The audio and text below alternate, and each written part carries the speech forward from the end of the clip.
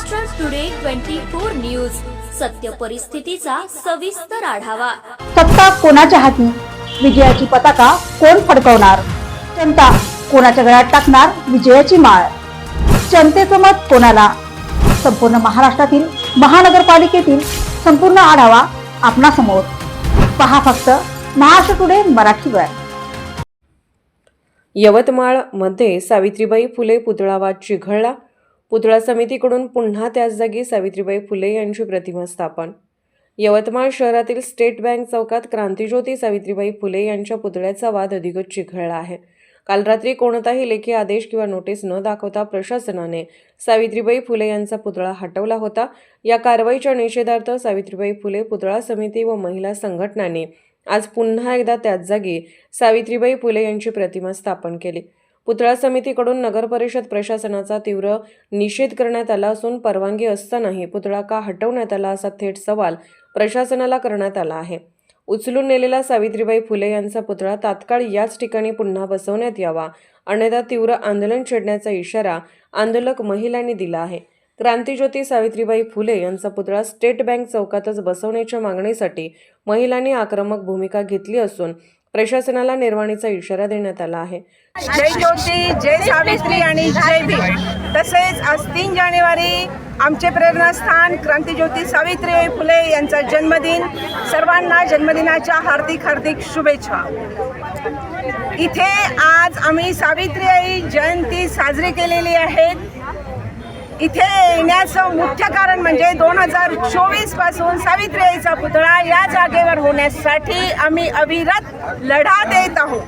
ही जागा शासनाची आहे, पूर्ण कागदपत्र आपल्याकडे वैध आहेत। आपल्याकडे नगर परिषद, पोलीस स्टेशन्स, त्याचबरोबर वन विभाग, RTO विभाग या सर्वांच्या आपल्याकडे परवानग्या आहेत।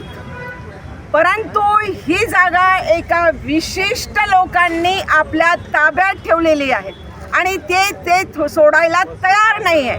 वारंवार ते अपिलात जात आहेत आणि आम्ही जवळजवळ 12 वर्ष कायद्याची लढाई लढत आहोत, कारण आम्ही सर्व फुले शाहू आंबेडकर विचारधारेचे पाईक आहोत। त्यामुळे आम्ही संविधानाचा सन्मान करतो।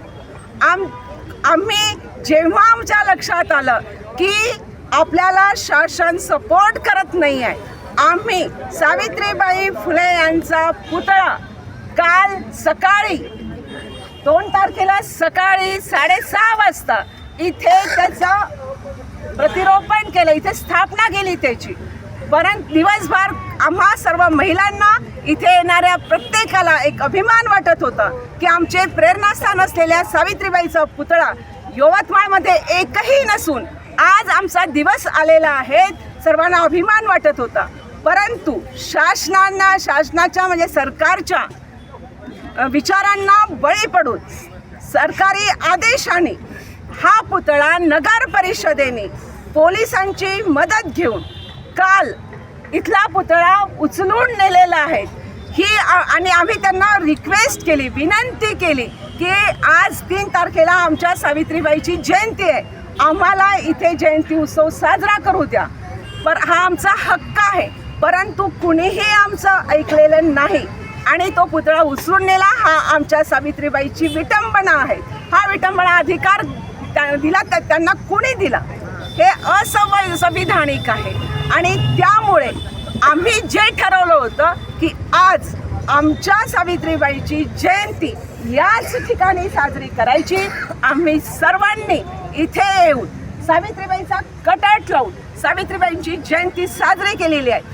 आणि आम्ही सर्वांच्या वतीने सर्वांची जी इच्छा आहे की सावित्रीबाईचा पुतळा याच ठिकाणी झाला पाहिजे आणि ज्यांनी तो उचलून नेला त्यांनीच तो स्थापन करून दिला पाहिजे, म्हणजे शासनानेच तो स्थापन करून दिला पाहिजे, तेही लवकरात लवकर।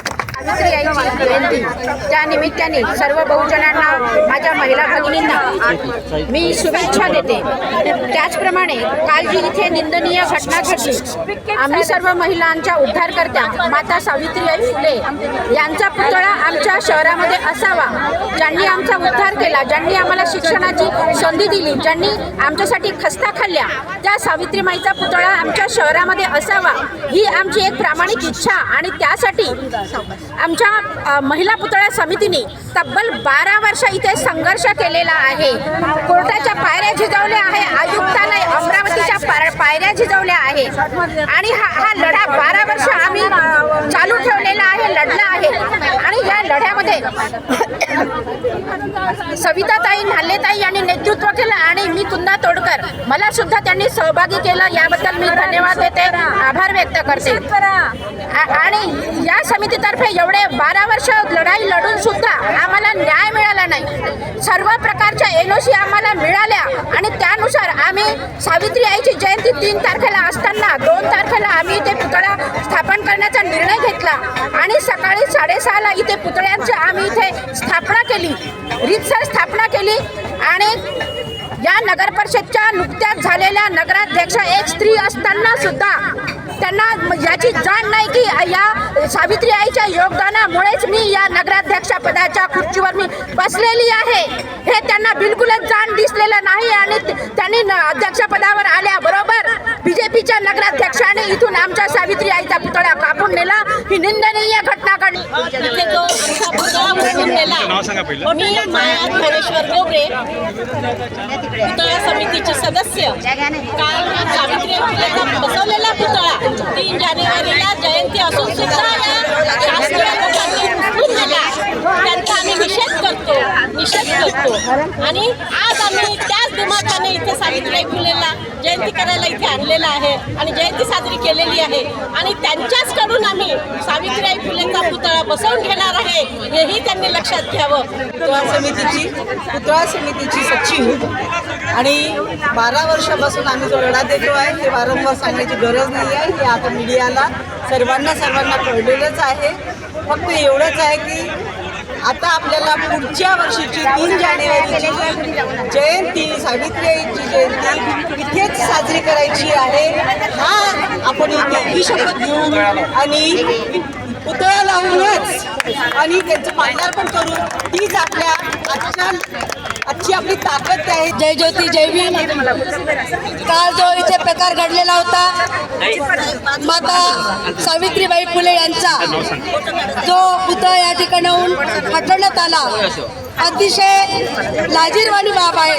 आणि मी या शासनाचा निषेध करते की ज्यांनी त्या मनुवाद्यांनी जी शिक्षणाची ज्योत सावित्रीबाई फुले यांचा जी विटंबना केली आणि त्यांचा पुतळा काढलेला आहे. मी आज या ठिकाणी आम्ही परत सन्मानाने सावित्री आईचा पुतळा या ठिकाणी आम्ही परत बसवत आहोत. आणि मी यवतमाळचाच नव्हे तर तमाम महाराष्ट्रातल्या महिलांना आवाहन करते की ज्या सावित्री माईचा विटंबना करण्यात आलेली आहे त्या सरकारचा निषेध व्यक्त करून सावित्रीबाई फुलेंचा या ठिकाणी भव्य पुतळा उभारण्याचा सगळ्या महिलांनी संकल्प करावा अशी मी जाहीर आवाहन करते. या संपूर्ण प्रकारामुळे स्टेट बँक चौक परिसरात तणावाचे वातावरण निर्माण झाले आहे. महाराष्ट्र टुडे मराठीसाठी रिपोर्टर सचिन झिटे, यवतमाळ.